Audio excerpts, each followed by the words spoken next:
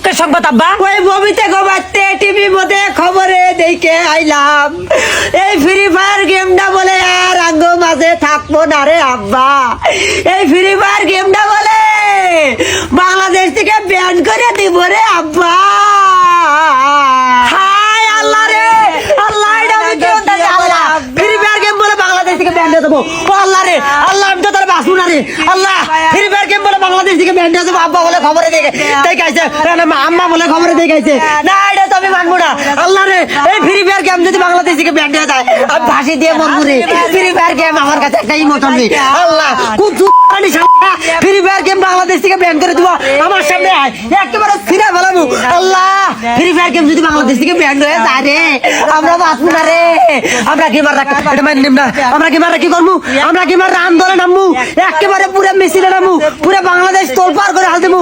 কোন free fire game ban করবো রে?